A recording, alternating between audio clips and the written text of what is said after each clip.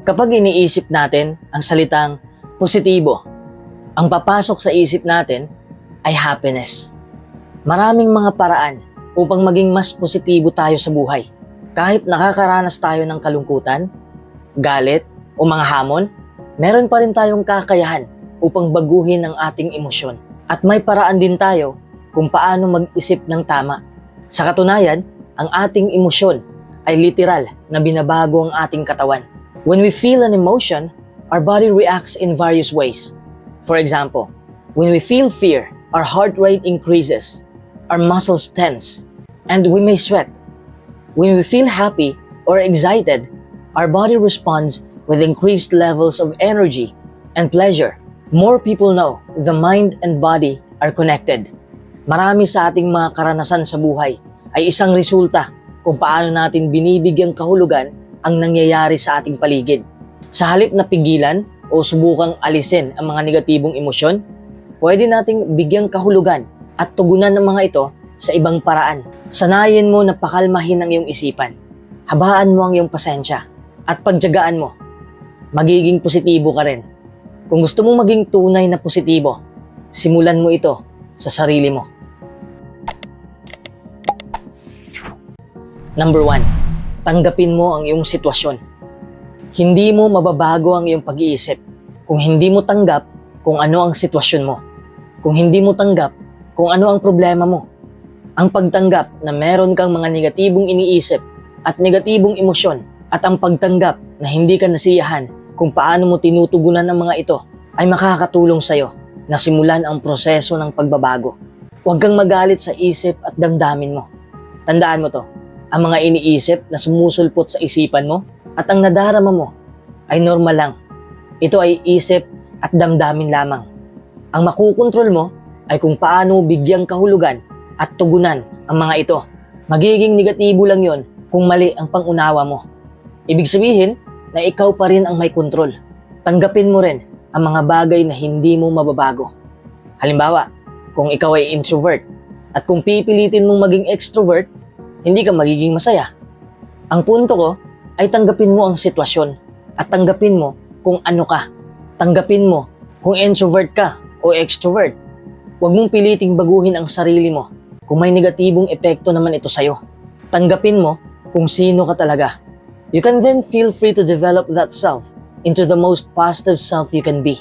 Tanggapin mo rin ang iyong sitwasyon.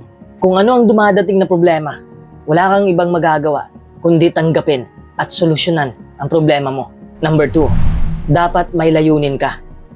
Mahirap maging positibo kung wala kang layunin sa buhay. Ang mga layunin ang nagbibigay sa atin ng isang mas positibong pananaw sa buhay.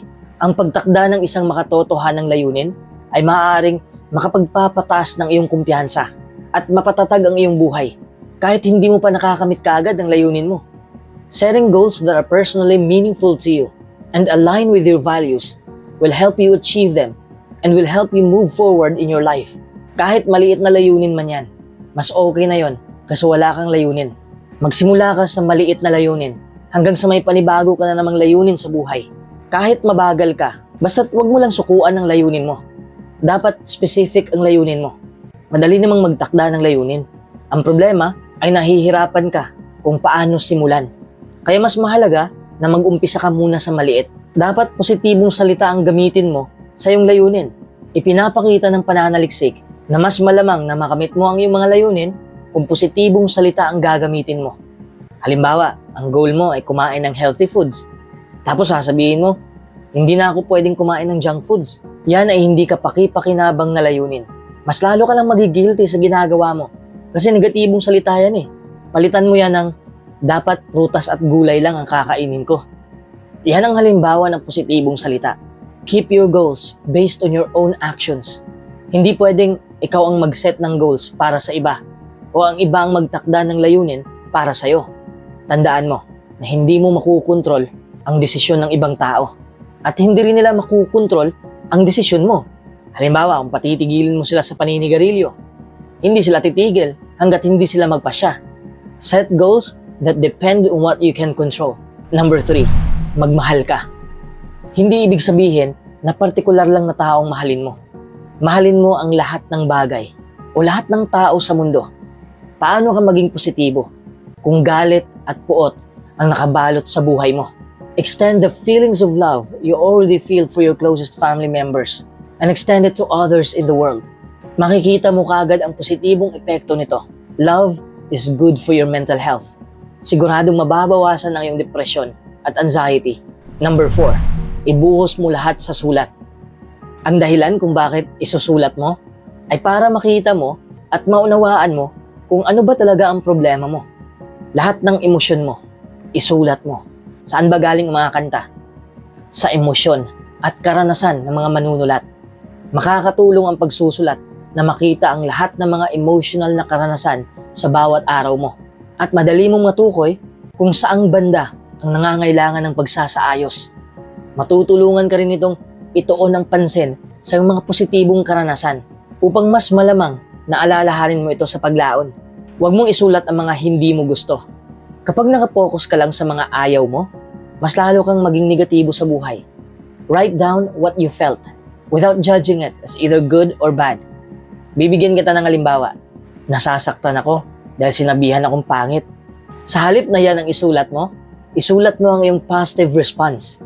Paano mo sasagutin yan? Sinabihan man niya akong pangit, but no one can define me or my worth. Only I can do that. O diba? Mas effective ang positive response. Try to think about how you can use these experiences as learning experiences. How can you use this for personal growth? Ano ba ang gagawin mo sa susunod pag mangyari ito? Halimbawa, sa susunod na pagsabihan ako ng masasakit na salita, hindi ako maniniwala sa sinasabi nila. Number 5, lagi kang magpasalamat. Lagi ko na itong sinasabi sa mga videos natin. Paano ka maging positibo kung hindi ka grateful sa mga bagay na nasa sayo na? Practice active gratitude. Hindi lang yan hanggang pakiramdam na lang. Dapat inaaksyonan mo rin. Ang pagpapasalamat ay may hatid na kabutihan sa buhay natin. It changes our perspective almost immediately. And the rewards keep growing the more we practice active gratitude. It helps you feel more positive and increases feelings of happiness. Ibahagi mo sa iba ang pagpapasalamat mo. Ipakita mo sa kanila na thankful ka para makadama rin sila ng ganitong klaseng enerhiya. It can also inspire positive feelings in the people you share with. Pasalamatan mo ang bagay na ikinatutuwa mo. Recognize all the little positive things that happen throughout the day. Ang daming bagay sa mundo at sa karanasan mo ang pwede mong pasasalamatan. Savor these good things. Tayo kasing mga tao, mas mapapansin pa natin ang negatibo kaysa sa positibo. Mindfully acknowledge the positive things in your life. Try to store them in your memory. Halimbawa, kapag nakakakita ka ng magandang tanawin, sabihin mo sa sarili mo, napakaganda ng moment na ito at gusto kong maiisip to palagi. Sa oras na papasok ang negatibo sa isipan mo, alalahanin mo lang ang mga magagandang bagay na nakikita mo. Number 6, dapat positibo ang iyong pananaw. Makakapagpataas ito ng confidence mo. Isipin mo na ang buhay mo ay magbabago. Huwag mong isipin na hanggang dyan ka na lang. Kung iniisip mo palagi na hindi patas ang mundo, na ang dami mong kamalian sa buhay, hindi mo mababago ang buhay mo at hindi ka maging positibo. Paano gagaan ang iyong pakiramdam kung negatibo ang pananaw mo sa buhay? Ang pagkakaroon ng positibong pananaw ay hindi ibig sabihin na wala ka nang iniisip na mga hamon sa buhay. Wala ka nang mapait na karanasan. Meron pa rin mga pagsubok kahit positibo ng pananaw mo. Pero iniisip mo na makakaya mo lahat yon. It chooses to interpret them differently. Tanggapin mo ang tunay mong sitwasyon at ihanda mo ang iyong sarili na harapin ang bawat pagsubok. Dapat mong tanggapin na hindi mo makukuha kaagad ang pinangarap mo at kailangan mo pang paghirapan ang mga ito. Number 7, huwag mong iwasan ang negatibo.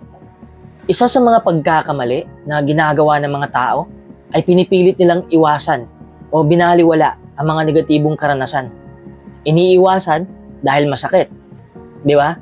Gayunpaman, kapag pipigilan mo o binaliwala mo ang mga negatibong ito, ay talagang nakakadagdag pa ng negatibo sa iyong buhay. Hindi mawawala ang negatibo. Consider how you can reframe these experiences. May matutunan ka ba sa mga ito? Maraming mga imbintor na nagkamali ng maraming beses. Sa halip na sumuko o umayaw sila, mas lalo pa nilang pinag-aralan ang mga pagkakamaling yon. Anong resulta?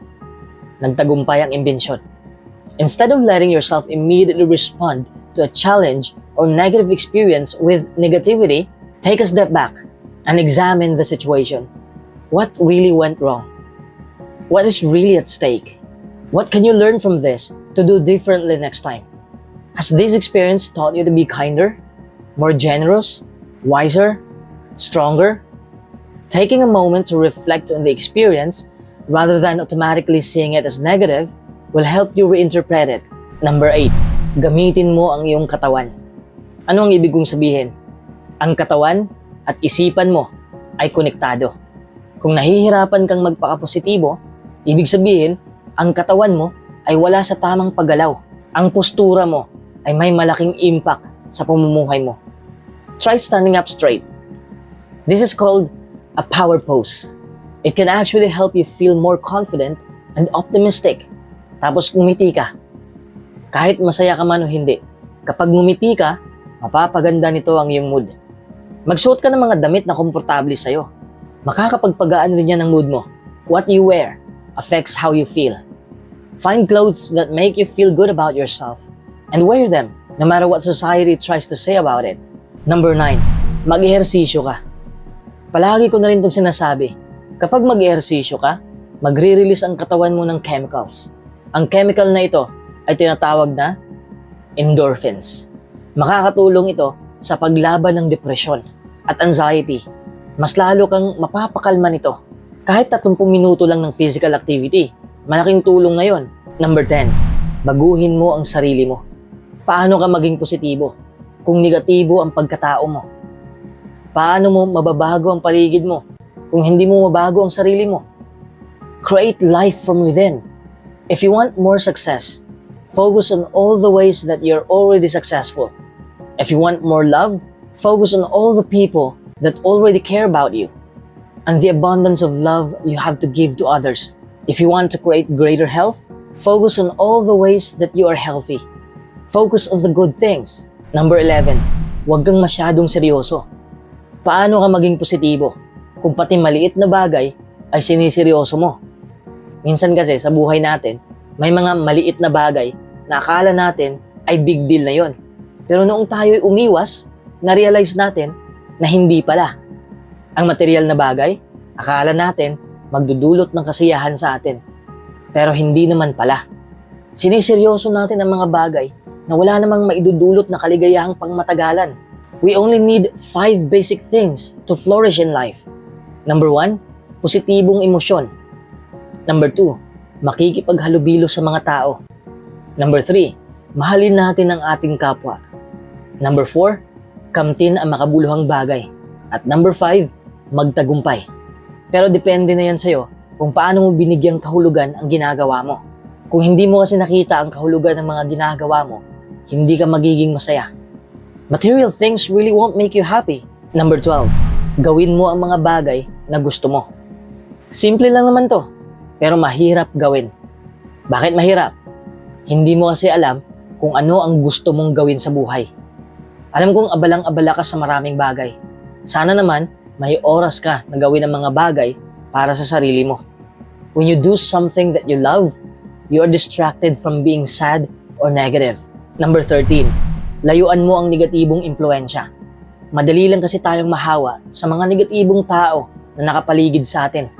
Kung alam mo ang negatibong bagay, dapat layuan mo na kaagad bago ka pa mahawa nito. May malaking impact dito ang mga kaibigan mo. Bad influence ba sila sa buhay mo? Anong desisyon mo?